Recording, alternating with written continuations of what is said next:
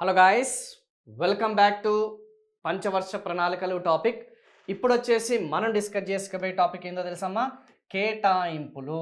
Next మనం discuss చేసుకోబోయే topic వచ్చేసింది ఆ కేటాయింపులు ఏదైతే ఉన్నాయో ఆ కేటాయింపుల గురించి మనం పూర్తి స్థాయిలో డిస్కస్ చేసుకోవడం జరుగుతుంది. అట్ ద సేమ్ టైం మనం కొంచెం బ్రీఫ్గా అంటే డీటెయిల్గా కాదు, అభివృద్ధికి సంబంధించిన వ్యూహాలు, ఓకే, అభివృద్ధికి సంబంధించిన ఆ వ్యూహాలు ఏదైతున్నాయో ఆ వ్యూహాల గురించి, ఆ వ్యూహ రచన గురించి మనం కొంచెం డీటెయిల్గా డిస్కస్ చేసుకోవడం జరుగుతుంది. అభివృద్ధికి సంబంధించిన ఆ వ్యూహాలమ్మ. అండ్ ఏదైనా కొన్ని మిసిలినియస్ అంశాలు ఏమైనా ఉంటే అది కూడా మనం కొంచెం డీటెయిల్గా డిస్కస్ చేసుకోవడం జరుగుతుంది. నెంబర్ 1, సో ఏంటి సార్ ఈ కేటాయింపులు అంటే ఏంటి అంటే వెరీ సింపుల్. మొత్తంగా చూసుకుంటే మనకి ఎన్ని ప్రణాళికలు అనేది అమలు చేశారమ్మా? 12 ప్రణాళికలే కదా ఇప్పటి వరకు మనకు అమలు చేసింది. ఎస్, 12 ప్రణాళికలు. ఈ 12 ప్రణాళికల్లో చూసుకుంటే వాడు ఎగ్జామినేషన్ పాయింట్ ఆఫ్ వ్యూలో ఏ ప్రణాళికకి ఏ కేటాయింపులు అత్యధిక కేటాయింపులు జరిగాయి అని చెప్పేసి అడుగుతున్నాడు. దానికి సంబంధించిన ఒక షార్ట్ కట్ అనేది మీ అందరికీ కూడా ఉంచుతున్నానమ్మా. ఆ షార్ట్ కట్ అనేది తెలుసుకుంటే మీకే ఆటోమేటిక్ అర్థమైపోతుంది. సో అట్టా, ATTA అనేది గుర్తుపెట్టుకోండి.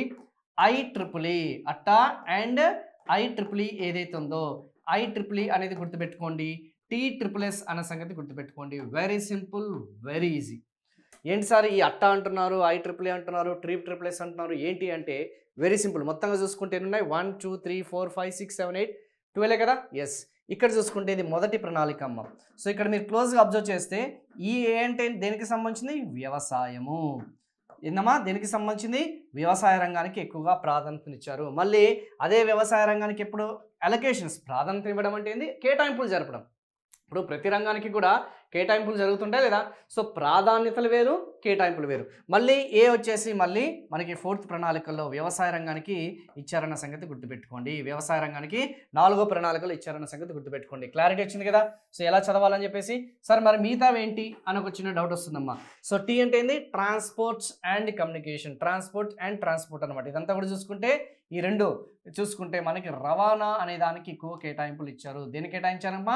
రవాణా ఏదైతే ఉందో అండ్ సమాచారం ఏదైతే ఉందో, ట్రాన్స్పోర్ట్ అండ్ కమ్యూనికేషన్ ఏదైతే ఉందో ఆ సమాచారానికి ఎక్కువగా ప్రాధాన్యత ఇచ్చారన్న సంగతి గుర్తుపెట్టుకోండి.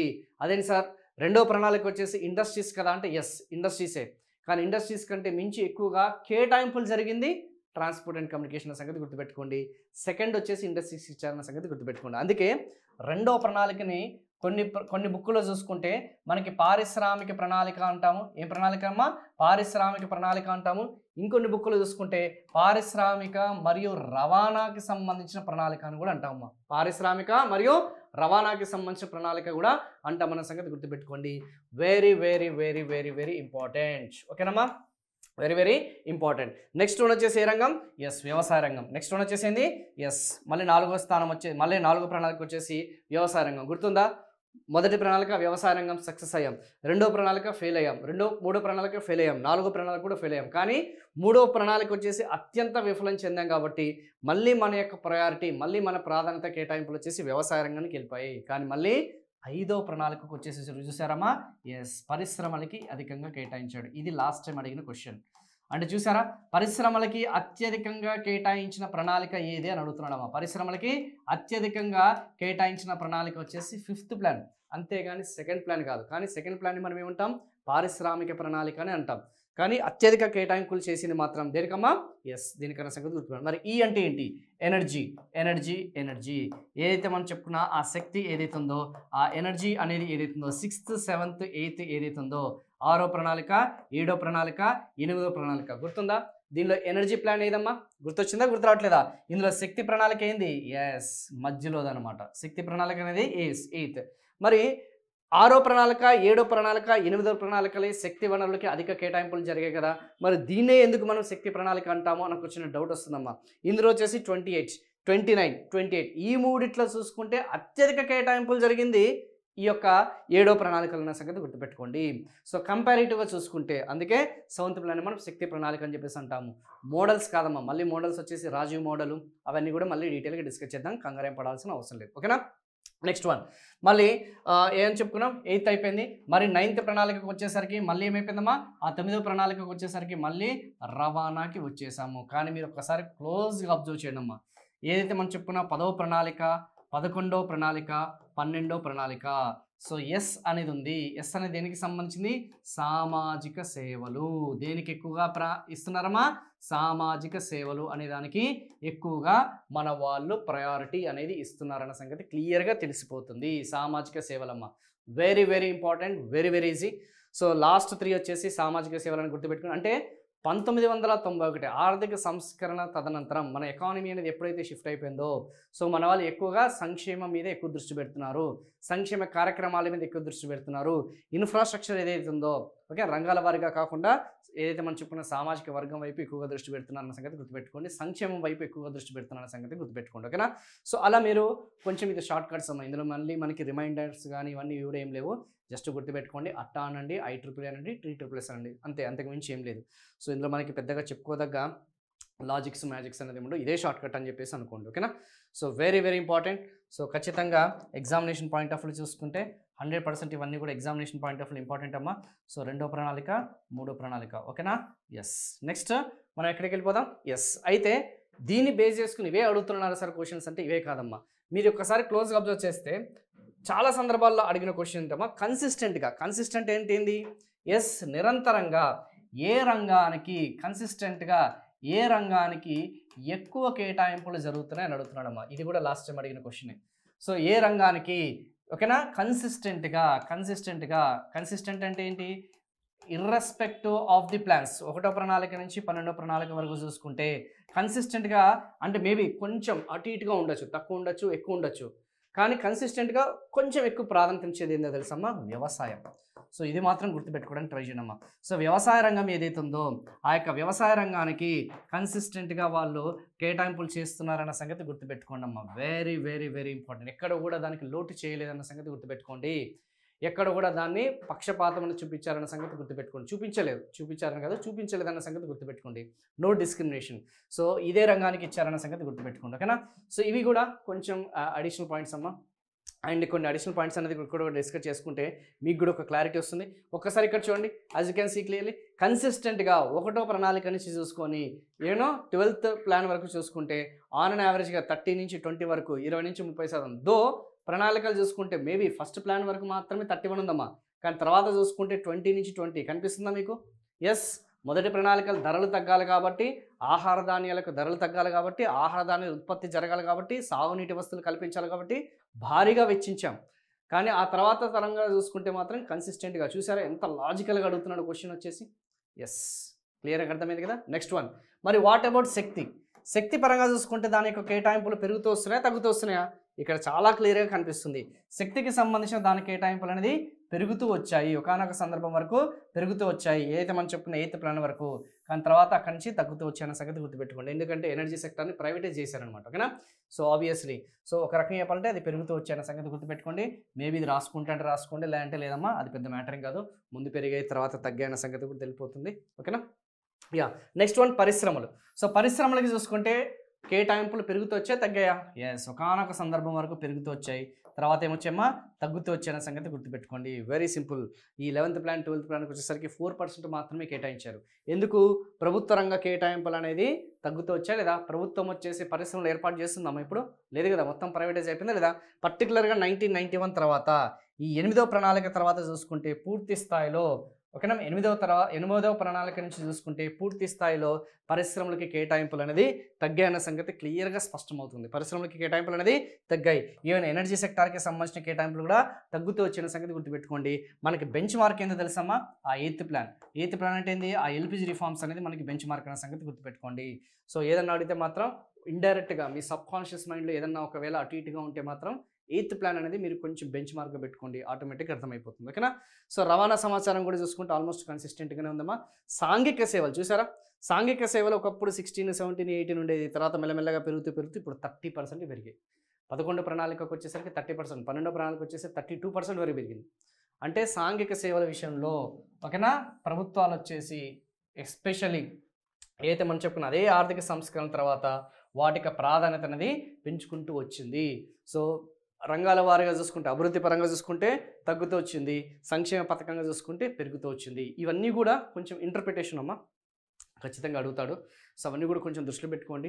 ఏ బిట్ ఎక్కడి నుంచి ఎలా వస్తుంది అనేది మనకు కూడా తెలియదు కాబట్టి ఒక అవగాహన ఉంటే మాత్రం ఖచ్చితంగా మీ అందరికీ కూడా ఒక ఇదిగా ఉంటుందన్న సంగతి గుర్తుపెట్టుకోండి. సో అట్టా IEEE TSSS ఇదొకటి గుర్తుపెట్టుకోండి. ఇప్పటి వరకు నేను చెప్పిన ఈ యొక్క షార్ట్ కట్స్ ఉంటాయి కదమ్మా. సో ఏది వ్యవసాయ రంగం మాత్రం కన్సిస్టెంట్గా ఉంది, ఏదైతే మనం చెప్పుకున్న సాంఘిక రంగం మాత్రం పెరుగుతూ వచ్చింది, పరిశ్రమలు తగ్గుతూ వచ్చాయి, ట్రాన్స్పోర్ట్ తగ్గుతూ వచ్చింది, ఇవన్నీ కూడా శక్తి వనరులు తగ్గుతూ వచ్చాయి. ఇవన్నీ కూడా కొంచెం గుర్తుపెట్టుకోవడానికి ట్రై చేయండి. Very simple, very easy. So hope I just given a comprehensive idea వాటికి సంబంధించింది ఏదైతే ఉన్నాయో. సో ఓకేనా. సో 2, 1, 5, 6, 7, 8 ఏదైతే మనం చెప్పుకున్న సక్సెస్ఫుల్ ప్లాన్ చెప్పేసి అనుకున్నా. సో 1, 5, 6, 7, 8 సక్సెస్ఫుల్ ప్లాన్ అన్నాము. 2, 3, 4, 9, 10, 11 ఏదైతే ఉందో 12 ఏదైతే ఉందో అది ఫెయిల్డ్ ప్లాన్ అని చెప్పేసి కూడా అనుకున్నాము. ఎస్, 5వ ప్రణాళిక నుంచి మనకి పెరుగుతూ వచ్చింది. సో అవన్నీ కూడా అడిషనల్ పాయింట్స్ అమ్మ. ఇదేం పెద్ద మనకి ఇదేమీ ఇంపార్టెన్స్ ఏం లేదు, మిగతా అవన్నీ కూడా చూసుకుంటే. నెక్స్ట్ వన్ మనకి ఈ దేశీయ బడ్జెట్ వనరులు. ఇప్పుడు మీకు తెలుసుకోవాల్సింది ఏంటంటే అమ్మా, మీరు ఆల్రెడీ కొంచెం వీటికి సంబంధించిన అంశాల విషయంలో కొంచెం ఐడియా ఉంది కాబట్టి మీకు చెప్తానమ్మా. సో ఓకేనా. ఇప్పుడు ప్రణాళిక నిధులు ఉన్నాయి. ఇప్పుడు మనకి ఏమందమ్మా, ఎస్, ప్రణాళికలు అమలు చేయడానికి ప్లానింగ్కి సంబంధించిన ఆ యొక్క నిధులు అనేది మంజూరు చేయాలా లేదా? ఎస్. బడ్జెట్లో కేటాయించాలా లేదా? ఎస్, బడ్జెట్లో కేటాయించాలి. మరి బడ్జెట్లో కేటాయించాలంటే వాటి యొక్క సోర్సెస్ ఏంటి, కేటాయింపులకి సంబంధించిన సోర్సెస్ ఏంటి? 3 మార్గాలు ఉన్నాయి. ఒకటి వచ్చేసి ఏ మార్గము, సొంత ప్రభుత్వం వచ్చేసి తన సొంత ఆదాయ వనరులు ఏదైతున్నాయో ఆదాయ వనరులు సమకూర్చాలి. సొంత ఆదాయ వనరులు అనేది సమకూర్చడం అని చెప్పేసి గుర్తుపెట్టుకున్నాము. సమకూర్చడం అనే సంగతి గుర్తుపెట్టుకోండి, వెరీ ఇంపార్టెంట్. సొంత ఆదాయ వనరులు అనేది సమకూర్చడం. సో అంటే ఏమర్థము, ట్యాక్సుల ద్వారా. ఇది బెస్ట్ అనమాట యాక్చువల్ చెప్పాలంటే. సొంత ఆదాయ వనరులు అనేది, సొంత ఏదైతే మనం చెప్పుకున్న రెవెన్యూ వనరులు అనేది సమకూర్చుకోవడం అనేది బెస్ట్. రెండో ఆప్షన్ కూడా ఉంది. ఒకవేళ బడ్జెట్కి తగ్గట్టుగా, కేటాయింపులు తగ్గట్టుగా రెవెన్యూ లేకపోతే ప్రభుత్వం ఏం చేయొచ్చు, ఏదైతే మనం చెప్పుకున్నామో ఆ యొక్క లోటు ద్రవ్య విధానాన్ని పాటించవచ్చమ్మా. ఆర్ లోటు ద్రవ్యం అనొచ్చు, ద్రవ్య లోటు అని కూడా అనొచ్చు. సో లోటు ద్రవ్య విధానం అంటే ఏంటి, సింపుల్ చెప్పాలంటే కరెన్సీ ప్రింటింగ్. ఏం చేయొచ్చమ్మా, కరెన్సీ ఏదైతే ఉందో, నగదు ఏదైతే ఉందో RBI నుంచి నగదుని ప్రింట్ చేయొచ్చు. లేదు, 3వ మార్గం కూడా ఉంది. ఏంటి ఆ 3వ మార్గము, సింపుల్ చెప్పాలంటే రుణ సేకరణ. ఏం చేయొచ్చమ్మా, ఆ యొక్క ప్రజల నుంచి, మార్కెట్ నుంచి రుణ సేకరణ చేయొచ్చు. అయితే ఇందులో ఒక లోపం ఉంది, ఇందులో ఒక లోపం ఉంది. మీ అందరికీ కూడా మనం ఆల్రెడీ ఆ యొక్క ఇన్ఫ్లేషన్ గురించి మీకు కొంచెం అవగాహన ఉండే ఉంటుంది కదా. సో అదనంగా కరెన్సీని, ఆ యొక్క నగదు చలామణి ఏదైతుందో పెంచుకుంటూ పోతే, అడిషనల్గా నగదుని ప్రింట్ చేసుకుంటూ పోతే ఏమవుతుందమ్మా, వాట్ విల్ హ్యాపెన్, ఇన్ఫ్లేషన్. దీనికి దారితీస్తుంది ఆ యొక్క లోటు ద్రవ్య విధానాన్ని పాటిస్తే. ఇదమ్మా ఆ యొక్క నగదు ఏదైతుందో ఆ లోటు ద్రవ్య విధానం అనేది పాటించుకుంటూ పోతే, లోటు ద్రవ్య విధానం ఏదైతుందో ఆ కరెన్సీ ప్రింట్ చేసుకుంటూ పోతే, ఆ నగదును ప్రింట్ చేసుకుంటూ పోతే, ఓకేనా, నగదు ఏదైతుందో దాన్ని ప్రింట్ చేసుకుంటూ పోతే మనకి దేనికి దారితీస్తుంది, ద్రవ్యోల్బణానికి దారితీస్తుంది అన్న సంగతి గుర్తుపెట్టుకోండి. ఇది అందరికీ తెలిసిందే. సో నా ద్రవ్యోల్బణ టాపిక్ అనేది మీరు ఆల్రెడీ విన్నారు కాబట్టి ఐ థింక్ ఈ పీపుల్ ఈజీలీ నో. సో తర్వాత వచ్చేసి రుణ సేకరణ. మళ్ళీ రుణాలు తీసుకుంటే ఇది కూడా మనం చెప్పుకున్నాం, గుర్తుందా లేదా? ఎస్, ఇది కూడా మన ఫిజికల్ పాలసీస్లో డిస్కస్ చేసుకున్నామా. సో రుణ సేకరణ జరిగితే ఏమవుతుంది, ఆటోమేటిక్గా వాట్ విల్ హ్యాపెన్, ఎస్, ఖచ్చితంగా వడ్డీ ఏదైతుందో వడ్డీ భారం అనేది ఉంటుంది. సో వడ్డీ అనేది భారంగా మిగిలిపోతుంది, అప్పులు ఊబిలోకి వెళ్ళిపోతామన్న సంగతి గుర్తుపెట్టుకోండి, ఆ యొక్క డెప్ట్ ట్రాప్లోకి వెళ్ళిపోతామన్న సంగతి గుర్తుపెట్టుకోండి. సో బెస్ట్ సోర్స్ ఏంది, సొంతంగా ఆదాయ వనరులు సమకూర్చడం అనేది మనకి బెస్ట్ చాయిస్ అన్న సంగతి గుర్తుపెట్టుకోండి. ఈ రెండు అనేది లాస్ట్ రిసార్ట్. కానీ ఎగ్జామ్లో ఏం అడుగుతున్నాడు, సరే సార్ ఇదంతా ఓకే బాగానే ఉంది, మరి ఎగ్జామ్లో ఎలా అడుగుతున్నాడు, ఎగ్జామ్లో అత్యధికంగా ద్రవ్యలోటు కలిగిన ప్రణాళిక ఏంది, అత్యధిక విదేశీ సహాయం తీసుకున్న ప్రణాళిక ఏంది, విదేశీ సహాయం, స్వదేశీ రుణాలు కాకుండా విదేశీ రుణాలు తీసుకున్న ఆ యొక్క ప్రణాళికలు ఏందని అడుగుతున్నాడు. సో అలా చూసుకుంటే కొంచెం ఒక్కసారి ఆ స్టాటిస్టికల్ డేటా చూద్దాం, మీకే కొంచెం క్లారిటీ అనేది వస్తుందమ్మా. ఎస్, ఇక్కడ చూడండి. సో ఇక్కడ మనకి విదేశీ సహాయం అనేది ఒకటి ఉంటుంది, number 1. At the same time లోటు ద్రవ్య విధానం అనేది ఒకటి ఉంటుంది, నెంబర్ 2. సో దీన్ని మనం ఫిజికల్ డెఫిసిట్ అంటాము, లేకపోతే మానిటైజ్డ్ డెఫిసిట్ అని చెప్పేసి అంటాం. ఇక్కడ మీరు చూడండి హైయెస్ట్ ఏది ఉంది, ఎస్, సెకండ్ ఉంది, కనిపిస్తుందా లేదా? ఎస్, 20% అనమాట. సో ఇందులో చూసుకుంటే మనకి ఆల్మోస్ట్ దేశీయ బడ్జెట్ వనరులు అనేది 56%. అండ్ సెకండ్ ప్లాన్ కనిపిస్తుందా, ప్రణాళికలో వచ్చేసి ఈ సెకండ్ ప్లాన్ ఏదైతే ఉందో అంటే రెండో ప్రణాళికల్లో చూసుకుంటే మనము అత్యధిక ద్రవ్యలోటు విధానాన్ని మనం అవలంబించాము. హైయెస్ట్ మానిటైజ్డ్ డెఫిషియట్, అధిక ద్రవ్యలోటు. ఏం లోటమ్మా, అధిక ద్రవ్యలోటా లేకపోతే అధిక విదేశీ సహాయమా, అధిక ద్రవ్యలోటు. సో అధిక ద్రవ్యలోటు, అధిక ద్రవ్యలోటు అన్న సంగతి గుర్తుపెట్టుకోండి, very very very very important. Highest monetised deficit అంటే 100 రూపాయలు ఖర్చు పెడుతున్నాము అంటే సొంత ఏదైతే మనం చెప్పుకున్న ఆదాయ వనరులు 56 రూపాయలు, విదేశాల నుంచి తీసుకున్న సహాయం 24 రూపాయలు. కానీ కరెన్సీ అదనంగా కరెన్సీ ప్రింట్ చేసింది 20 రూపాయలు. అయితే దీనివల్ల జరిగిన పర్యావసరం ఏందో తెలుసమ్మా? ఎందుకు సార్ వాళ్ళు అదనంగా కరెన్సీని ప్రింట్ చేశారని ఒక చిన్న డౌట్ అనేది మీ మైండ్లో వస్తుంది. ఏం లేదమ్మా, రెండో ప్రణాళికలో చూసుకుంటే మనం దేనికి ఎక్కువ ప్రాధాన్యత ఇచ్చాం గుర్తొచ్చిందా లేదా? ఎస్, సెకండ్ ప్లాన్ వచ్చేసి దేనికి ఇంపార్టెన్స్ ఇచ్చామా? సెకండ్ ప్లాన్ వచ్చేసి దేనికి ఇంపార్టెన్స్ ఇచ్చాం మీ అందరికీ తెలిసింది కదా. ఎస్, పరిశ్రమలకి ఎక్కువ ఇంపార్టెన్స్ ఇచ్చామా లేదా?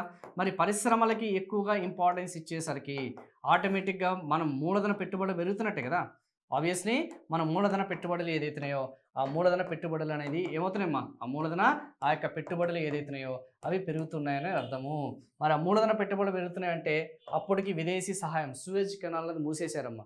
సో విదేశీ సహాయం అనేది పెద్దగా అందలేదు. సో అందుకే మన వాళ్ళు ఏం చేశారంటే ఆ మూలధన పెట్టుబడులు ఏదైతున్నాయో ఆ మూలధన పెట్టుబడుల విషయాన్ని పెంచుకుంటూ పోయారు.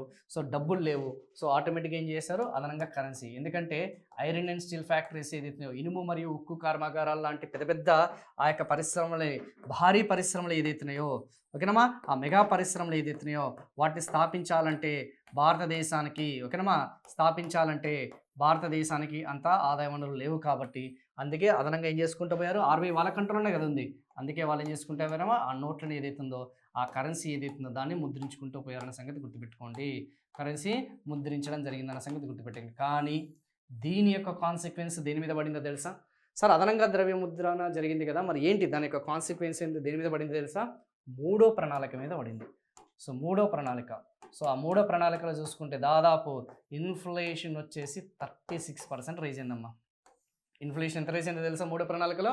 అంటే రెండో ప్రణాళికలో చేసిన ఆ యొక్క ఇంపాక్ట్, ఆ యొక్క నెగిటివ్ ఇంపాక్ట్ ఏదైతే ఉందో ఆ నెగిటివ్ ఇంపాక్ట్ అనేది దేని మీద పడిందో తెలుసా? ఎస్, మూడో ప్రణాళికలో ఆ యొక్క ద్రవ్యోల్బణం అనేది హైయెస్ట్ రీచ్ అయింది. చెప్పుకున్నామా లేదా? ఎస్, ద్రవ్యోల్బణం. అందుకే మూడో ప్రణాళికలు తప్పు చేయలేదు మన వాళ్ళు. సో మూడు ప్రణాళికలు దేని మీద ఫోకస్ చేశారు? విదేశీ సహాయం మీద ఫోకస్ చేశారు. దేని మీద ఫోకస్ చేశారు? విదేశీ సహాయం మీద ఫోకస్ చేశారన్న సంగతి గుర్తుపెట్టుకోండి. ఇది ఇంటర్లింకింగ్ కాన్సెప్ట్ అనమాట. సో రెండో ప్రణాళిక అనగానే మానిటైజ్డ్ డెఫిషిట్స్. ఎందుకు? భారీ పరిశ్రమలు. ఇలా ఇంటర్లింక్ చేసుకున్నాము. Very easy, very simple. So ఓకేనా? సో మూడో ప్రణాళిక చూద్దాం. ఆ విదేశీ సహాయం అత్యధికంగా తీసుకున్న ప్రణాళిక చూద్దాం, మీకు కూడా కొంచెం క్లారిటీ వస్తుంది. ఇప్పుడు చూద్దాం. సో విదేశీ సహాయం అనేది అత్యధికంగా తీసుకున్న ప్రణాళిక ఏంది? 28 రూపాయలు. కనిపిస్తుందా లేదా? మేబీ ఇది రెడ్ కాకుండా నేను ఐల్ టేక్ దిస్ బ్లాక్. ఓకేనా? సో విదేశీ సహాయం అనేది ఓకేనా తీసుకున్న అతిపెద్ద ప్రణాళిక ఏంటంటే మాత్రం థర్డ్ ప్లాన్ అమ్మా. ఎస్, మూడో ప్రణాళిక చూసుకుంటే హైయెస్ట్ ఫారెన్ ఎయిడ్ అనొచ్చు. ఫారెన్ ఎయిడ్ ఏదైతుందో విదేశీ సహాయం అనొచ్చు. అక్కడ ఆల్రెడీ మీకు రాసింది కదా. ఎస్, ఇది గుర్తుపెట్టుకున్నామా, foreign aid. So foreign aid తీసుకుంది. అప్పటికే మన వాళ్ళకి బుద్ధి వచ్చింది కాబట్టి ఈ థర్డ్ ప్లాన్లో చూసుకుంటే మనకి ఆ మానిటైజ్ డెఫిషిట్ అనేది తక్కువనే పెట్టారమ్మా. ఓకేనా?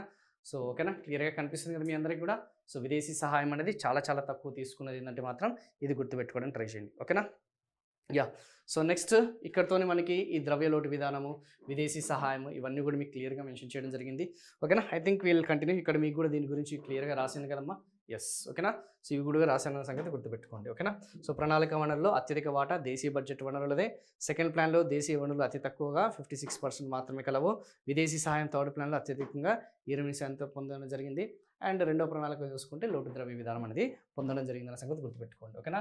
సో ఇక్కడ 20 అనేది క్లియర్గా కనిపిస్తుంది కదా. ఇక్కడ 13, 20, ఇక్కడ వచ్చేసరికి 28.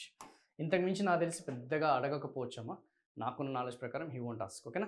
I think we'll continue the session. ఇంకా మనం ఈ సెషన్ ఏదైతుందో దాన్ని కొంచెం మనం కంటిన్యూ చేద్దాం. మోడల్స్ అనేది మనం కంటిన్యూ చేద్దాం. ఇప్పుడు మనము అభివృద్ధికి సంబంధించిన ఆ గ్రోత్ మోడల్స్ ఏదైతుందో ఆ ప్లానింగ్కి సంబంధించిన ఆ ప్రణాళికలకి సంబంధించిన ఆ యొక్క మోడల్స్ ఏదైతే ఉన్నాయో ఆ మోడల్స్ గురించి మనం కొంచెం డీటెయిల్గా డిస్కస్ చేద్దామా. డీటెయిల్గా ఇన్ ద సెన్స్ బ్రీఫ్గా. It doesn't take more than 5 to 10 minutes. 5 నుంచి 10 నిమిషాల కంటే ఎక్కువ పట్టదు. మేబీ మ్యాక్సిమం 15 minutes అమ్మా. సో ఖచ్చితంగా ప్రతి ఎగ్జామ్లో అడుగుతున్నాడు. For example very very important discuss చేద్దాం. అన్నీ కాదు, ముందుగా ఏదైతే ఉన్నాయో మనం ఇంపార్టెంట్ గురించి డిస్కస్ చేద్దాం. ఫర్ ఎగ్జాంపుల్ మనం ఫస్ట్ ప్లాన్ ఉందమ్మా. మొదటి ప్రణాళికలో చూసుకుంటే హరాడ్ డోమర్ మోడల్ అంటాం. ఏ మోడల్ అంటాం? హరాడ్. ఏదైతే మనం చెప్పుకున్నా ఆ యొక్క హరాడ్కి సంబంధించిన ఆ యొక్క డోమర్ ఏదైతే ఉందో ఆ హరాడ్ డోమర్కి సంబంధించిన ఆ యొక్క వృద్ధి వ్యూహము. అంటే మనం విజయం సాధించాలి అంటే ఏదమ్మా ఏదైనా ఏదైతే మనం చెప్పుకున్న ప్రణాళికకి సంబంధించిన ఆ విజయం సాధించాలంటే ఫర్ ఎగ్జాంపుల్ మొదటి ప్రణాళిక వచ్చేసి 2.1% కదా లక్ష్యం. ఎస్, కానీ మనం ఎంత సాధించాం? 3.6. మరి దీనికి సంబంధించిన అభివృద్ధి వ్యూహ రచనకర్త ఎవరమ్మా? హరాడోమర్ మోడల్ అనమాట. సో హరాడోమర్ వచ్చేసి పొదుపు ఎక్కువ చేయండి, ఎక్కువగా మనకి ఎక్కడైతే ఉత్పాదకత ఎక్కడైతే ఎక్కువ వస్తుందో, ఆదాయం అనేది ఎక్కడైతే వస్తుందో అక్కడ ఎక్కువగా పెట్టుబడులు పెట్టండి, ఇలాంటివి అనమాట. ఇక మళ్ళీ హరాడోమర్ మోడల్ అంటే ఏంది, పీసీ మహలోబస్ మోడల్ అంటే అన్నీ కూడా డీటెయిల్గా వెళ్తే మనకి గ్రోత్ అండ్ డెవలప్మెంట్ అనే యూనిట్లో వస్తుంది. కానీ మనకి అదంతగా ఇక్కడైతే అవసరం లేదు కదా. ఇక్కడ జస్ట్ ఏంటంటే ఆ గ్రోత్ అండ్ ఏదైతే మనం చెప్పుకున్నా ఏ మోడల్ అనే దాని మీదనే మనం ఫోకస్ చేద్దాం. దానికి సంబంధించిన అంతా కూడా హై లెవెల్ ఎగ్జామినేషన్స్ అమ్మా, అది మనకి అంతగా అవసరం ఉండకపోవచ్చు. ఓకేనా. సో సెకండ్ ప్లాన్, సో ఈ జస్ట్ ఈ సెకండ్ ప్లాన్లో ఏం చెప్పారు, ఫస్ట్ ప్లాన్లో ఏం చెప్పారు అనే దాని మీదనే మనం ఫోకస్ చేద్దాం. ఈ సెకండ్ ప్లాన్ ఏదైతుందో అభివృద్ధి వ్యూహం అనేది ఏందో తెలుసమ్మా, 4 సెక్టార్ మోడల్ అంటాం. ఏమంటామా, 4 రంగాల నమూనా అని చెప్పేసి అంటాం. ఏం నమూనా, 4 రంగాల నమూనా అని చెప్పేసి అంటాం. లేదంటే పీసీ మహలోబిస్ మోడల్ అని కూడా అంటాము. ఏ మోడల్ అమ్మా, పీసీ మహలనోబిస్ ఏదైతే ఉందో ఆ పీసీ మహలనోబిస్కి సంబంధించిన ఆ యొక్క వృద్ధి వ్యూహం ఏదైతే ఉందో ఆ వృద్ధి వ్యూహం అంటామన్న సంగతి కూడా గుర్తుపెట్టుకోండి, which is very very very very very important. So రెండో ప్రణాళిక, సో మొదటి ప్రణాళిక వచ్చేసి దేనికి సంబంధించిందమ్మా, ఫస్ట్ ప్లాన్ ఏదైతే ఉందో ఫస్ట్ ప్లాన్ దేనికి సంబంధించింది, హరాడోమర్ మోడల్కి సంబంధించింది. సెకండ్ ప్లాన్ వచ్చేసి దేనికి సంబంధించింది, పీసీ మహలోబిస్ 4 రంగాల నమూనాకి సంబంధించింది. సో ఇలా గుర్తుపెట్టుకోవడానికి ట్రై చేయండి. ఓకేనా. సో ఈ 4 రంగాల నమూనా అనేది దేనికి సంబంధించింది, సో కే అంటున్నారు, C1 అంటున్నాము, C2 అంటున్నాము, C3 అంటున్నాము. సో మళ్ళీ దీని గురించి డీటెయిల్గా వెళ్తే మనకి కష్టం. కే అంటే భారీ పరిశ్రమలకి ఫస్ట్ ప్రాధాన్యతనివ్వండి, ఆల్రెడీ మనం చెప్పుకున్నాం. తర్వాత వచ్చేసి C1 వచ్చేసి కన్జ్యూమర్ గుడ్స్. ఓకేనమ్మా, ఆ యొక్క ఏ అయితే మనం చెప్పుకున్న పట్టణ ప్రాంతాల్లో ఉన్న వినియోగ వస్తువులు ఏదైతున్నాయో, టెక్నాలజీతో తయారు చేసే వస్తువులు ఏదైతున్నాయో వాటికి ఇంపార్టెన్స్ ఇవ్వమన్నాడు. C2 వచ్చేసి ఈ యొక్క గ్రామీణ పరిశ్రమలకి ఎక్కువగా ఇంపార్టెన్స్ ఇవ్వమన్నాడు. C3 వచ్చేసి ఆ యొక్క సేవా రంగానికి ఎక్కువ ఇంపార్టెన్స్ ఇవ్వమని చెప్పేసి అన్నాడు. కానీ ఇది అంతగా అవసరం లేదమ్మా. సో మూలధన పరిశ్రమలు ఏదైతున్నాయో ఫస్ట్ వాటికి ఇంపార్టెన్స్ ఇవ్వండి. ఓకేనా. పట్టణ ప్రాంతాల్లో తయారు చేసే మెషినరీ ఏదైతున్నాయో వాటికి ఇంపార్టెన్స్ ఇవ్వండి, గ్రామీణ పరిశ్రమలకు ఎక్కువ ఇంపార్టెన్స్ ఇవ్వండి, సేవా రంగానికి ఎక్కువ ఇంపార్టెన్స్ ఇవ్వండి అని చెప్పేసి కూడా వాళ్ళు చెప్పడం జరిగింది. కానీ మీరు గుర్తుపెట్టుకోవాల్సింది హరాడోమర్ మోడల్, ఈ యొక్క PC Mahalanobis model very very very important model అన్న సంగతి గుర్తుపెట్టుకోండి. ఓకేనా. సో తర్వాత వచ్చేసి నెక్స్ట్ ద మోస్ట్ ఇంపార్టెంట్ వచ్చేసి మీకు గుర్తుందా లేదా, ఎస్ రోలింగ్ ప్లాన్ అన్నాం, గుర్తుందా లేదా, yes rolling plan. So very very important అమ్మా. సో దీన్ని మనం నిరంతర ప్రణాళిక అని చెప్పేసి అంటాం. ఆ రోలింగ్ ప్లాన్ వచ్చేసి 1978 నుంచి 1980 వరకు చూసుకుంటే సో దీన్ని మనం ఏమంటాం తెలుసమ్మా, గాంధీ మోడల్ అని చెప్పేసి అంటాం. ఏ మోడల్ అంటామా, గాంధీ వ్యూహం అని చెప్పేసి అంటాం. సో గాంధీకి సంబంధించిన వ్యూహం అంటే ఏంటి, సో ఈ యొక్క ప్రణాళికలో 2 సంవత్సరాలు నడిచినా కానీ ఆ యొక్క అనుసరించిన విధానం వచ్చేసి గాంధీకి సంబంధించిన సిద్ధాంతాల ఆధారంగా మన యొక్క జాతిపిత ఆ గాంధీ ఏదైతుందో ఆ గాంధీ సిద్ధాంతాలు ఏదైతున్నాయో ఆ గాంధీ సిద్ధాంతాల ఆధారంగా ఈ యొక్క అభివృద్ధి వ్యూహం అనేది రచించడం జరిగింది. సో అంటే ఏమని అర్థము, ఎక్కువగా దేనికి ఎక్కువ ఇంపార్టెన్స్ ఇచ్చాడు, ఆ యొక్క వ్యవసాయ రంగం ఏదైతుందో ఆ యొక్క వ్యవసాయ రంగానికి ఎక్కువ ఇంపార్టెన్స్ అనేది ఇవ్వడం జరిగింది. ఆ యొక్క సూక్ష్మ పరిశ్రమలు ఏదైతున్నాయో, ఏ పరిశ్రమలమా, ఆ యొక్క గ్రామీణ పరిశ్రమలు ఏదైతున్నాయో ఆ గ్రామీణ పరిశ్రమలకు ఎక్కువ ఇంపార్టెన్స్ ఇచ్చాడు. ఆ యొక్క సూక్ష్మ పరిశ్రమలు ఏదైతున్నాయో వాటికి ఎక్కువ ఇంపార్టెన్స్ ఇచ్చారు. కుటీర పరిశ్రమలు ఏదైతున్నాయో వాటికి ఎక్కువ ఇంపార్టెన్స్ ఇచ్చారన్న సంగతి గుర్తుపెట్టుకోండి. అంటే ఎంతసేపు కూడా ఆ యొక్క వెనకబడిన ప్రాంతాలు ఏదైతున్నాయో, గ్రామీణ ప్రాంతాలు ఏదైతున్నాయో, రూరల్ ఏరియాస్ని దృష్టిలో పెట్టుకొని వాళ్ళు ఆ ప్రణాళిక అనేది రోలింగ్ ప్లాన్ అనేది అమలు చేశారమ్మా. సో అందుకే దాన్ని మనం ఏమంటామా, గాంధీ మోడల్ అని చెప్పేసి అంటాము. ఓకేనా, గాంధీ మోడల్ అంటామన్న సంగతి గుర్తుపెట్టుకోండి. తర్వాత వచ్చేసి మనం డైరెక్ట్గా we're going with 7th model అమ్మ.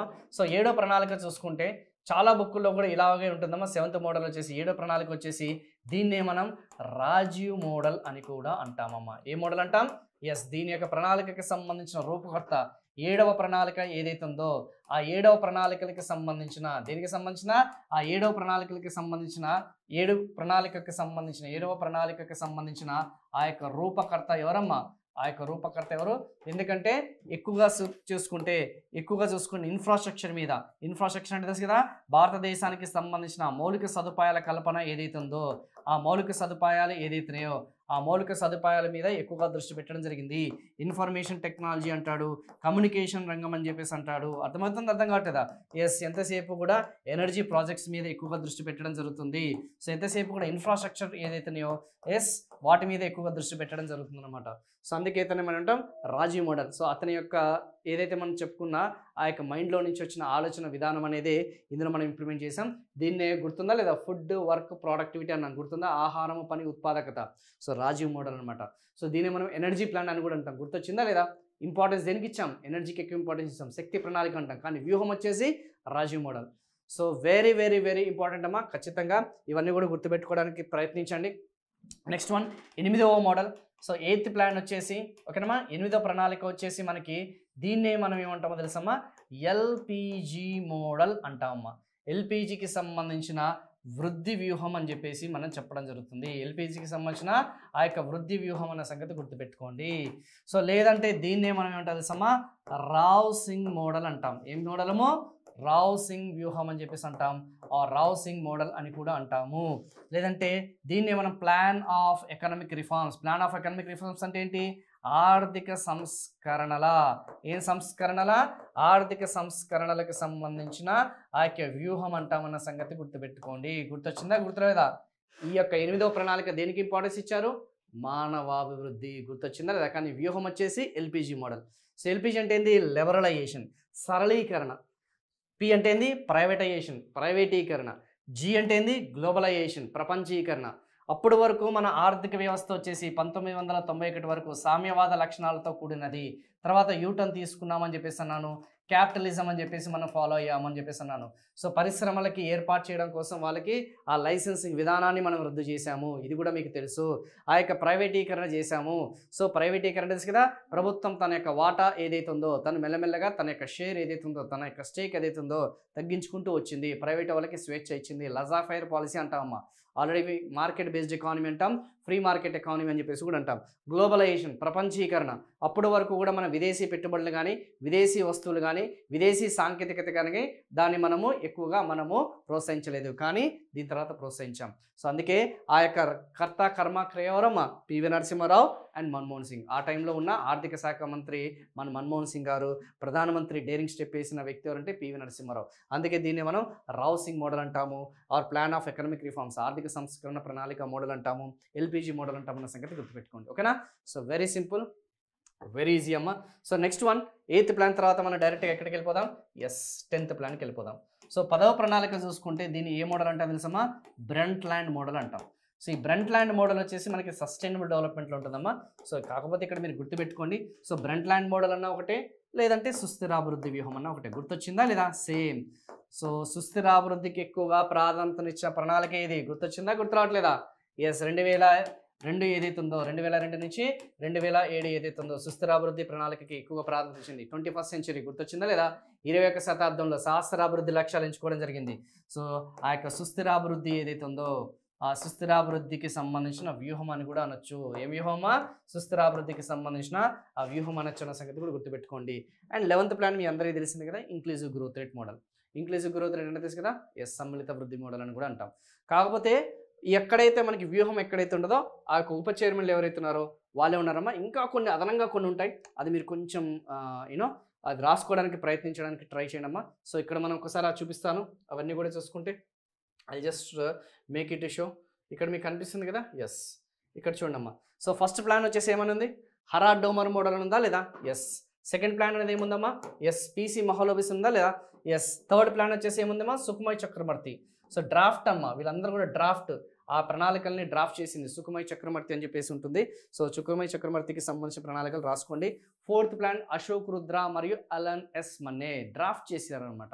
ఈ వృద్ధి వ్యూహాలు కాదమ్మా, సో కొన్ని డ్రాఫ్ట్ పాలసీస్ అంటాం కదమ్మా. సో ఆ యొక్క ముసాయిదా, ఆ ప్రణాళిక ముసాయిదా రూపొందించింది అంటాం కదమ్మా. సో కొన్ని బుక్కుల్లోనేమో మోడల్స్ ఇచ్చారు, కొన్ని బుక్కుల్లో ముసాయిదా ఏదైతుందో డ్రాఫ్ట్ మోడల్స్ ఉంది.